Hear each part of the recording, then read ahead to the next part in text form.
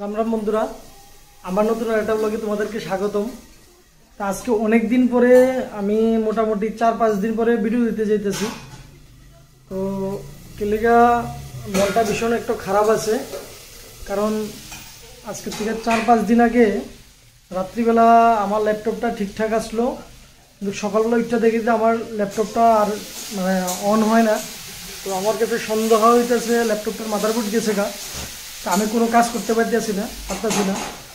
তো আর আসলে সময়ও পাইতেছি না, সময় বার করতাম পাইতেছি না যে একটা মানে ভিডিও করুম, কারণ কয়েকটা দিন যেটা খুব ব্যস্ত, যে কোনো একটা কাজ নিয়ে সেটা একটু ব্যস্ত আসলাম।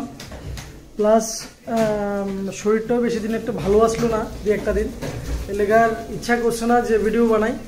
তো আজকে একটু নিজের একটু ভাল লাগতেছে, এলাকা আমি চিন্তা করলাম ঠিক আছে একটু ভিডিও করি।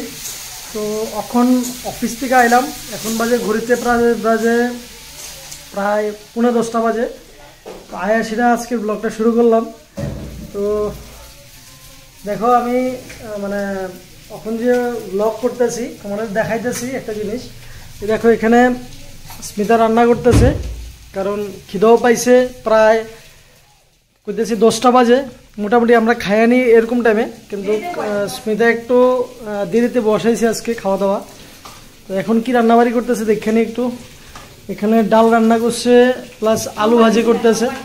হ্যাঁ, সোমবার দিছো না এখনো? না, আচ্ছা। ও, এখানে আবার বেগুন ভাজা, ধনে পাতা বাটা।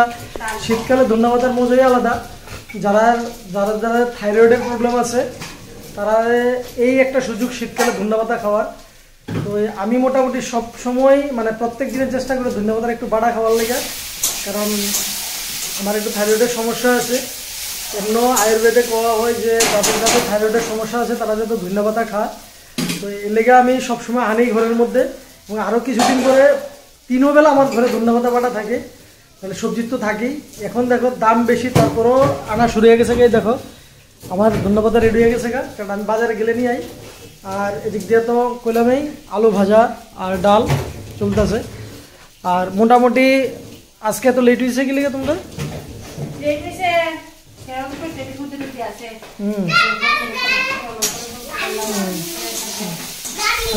মানে মা ছেলের দুজনের শরীর খারাপ, ঠিক আছে, দুজনের সর্দি।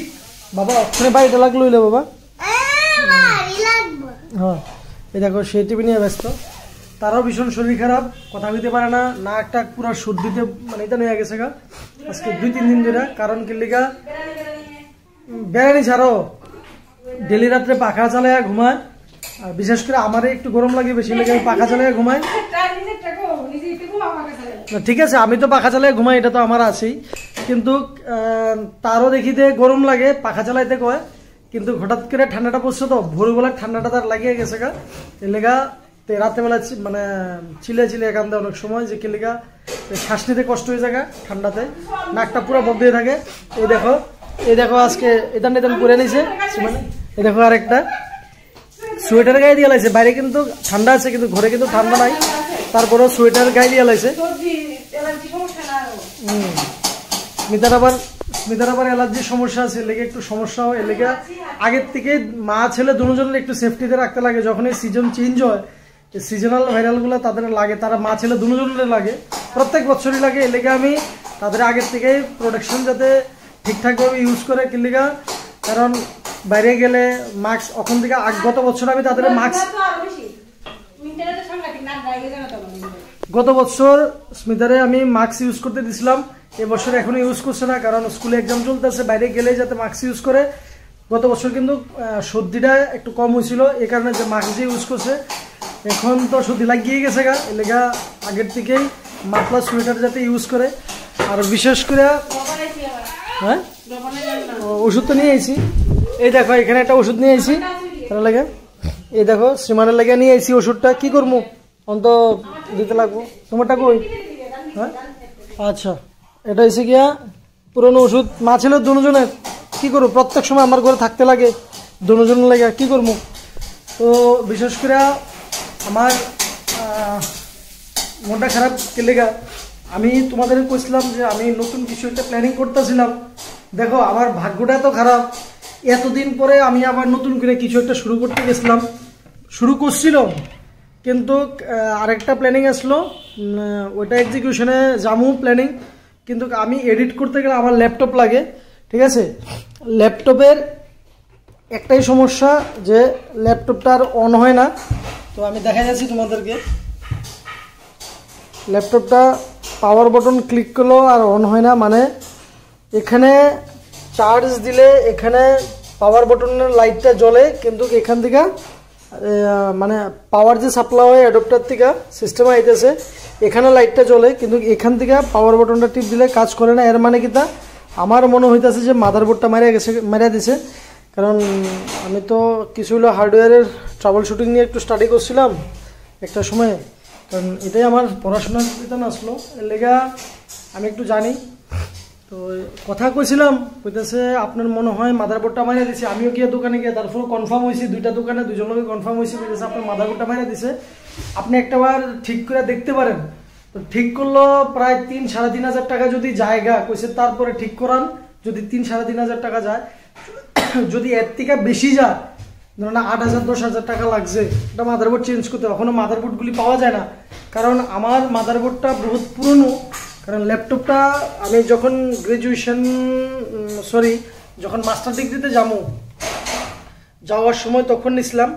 এ দেখো আমি একটা জিনিস দেখাই যাচ্ছি তোমাদের, এ দেখো একটা জিনিস, এখানে ইন্টেল কোর i7 উইন্ডোজ 7, ঠিক আছে। এই ল্যাপটপের মাদারবোর্ড তখনকার সময়ে আমি যে ল্যাপটপটা অনেক টাকা দিয়ে কিনছিলাম এইচপি, তখন মানে এর থেকে সেরা ল্যাপটপ আর কিছু আসলো না, বেস্ট থেকে বেস্ট ল্যাপটপ, তখন এটা নিছিলাম। কিন্তু এখন তো আর সেটা সবচেয়ে মানে কি দেখো ব্যাকডেটেড হয়ে গেছে গা কোর i7-এর লেগা। এই মাদারবোর্ড এখন পামো কিনা, আমি এটা 2010-এ কিনছিলাম, 2010-এ, হ্যাঁ 2010-এই কিনছিলাম। তখন আমি যখন মাস্টার ডিগ্রি করতে বাইরে যাই তখন এটা নিছিলাম, কিন্তু এখন এই ল্যাপটপের মাদারবোর্ড পাবো কিনা তা একটা সন্দেহ আমার কাছে।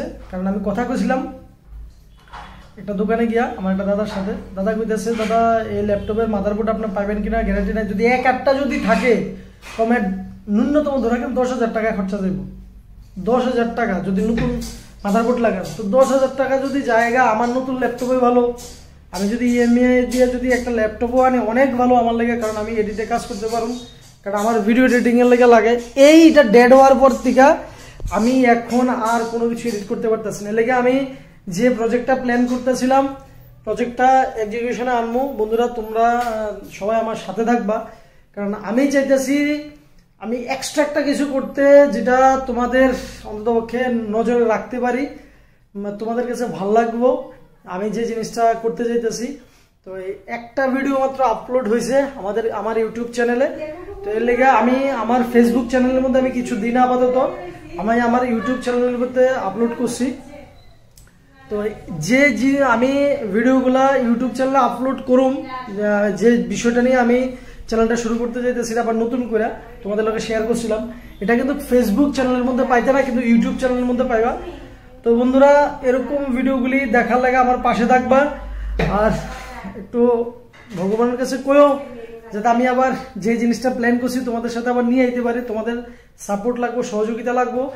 একটু প্রবলেম আছে, তার কারণে আমি ল্যাপটপটা নতুন নিতে একটু কষ্ট হইতেছে, তো হয়ে যাবো আশা করি। দেখি, ভগবান তো আছেই, ভগবান তো সবার সাথে থাকে, আমি জানি আমারও ভগবান সাথে আছে, তাহলে বিপদের থেকে আমার সারাই দেয় না, সারাই করে। তো তোমাদের যাতে আমি নতুন কিছু দিতে পারি তোমরা আমার পাশে থাকবা, এভাবে আমাদের সাপোর্ট করবা। তো আমার ভিডিওটা যদি ভালো লাগে সবার কাছে শেয়ার করবা, ইউটিউব চ্যানেলটাকে সাবস্ক্রাইব করবা, ফেসবুক পেজটাকে ফলো করবা, এভাবে আমার সাথে থেকে আমার সাপোর্ট করবা। Thank you.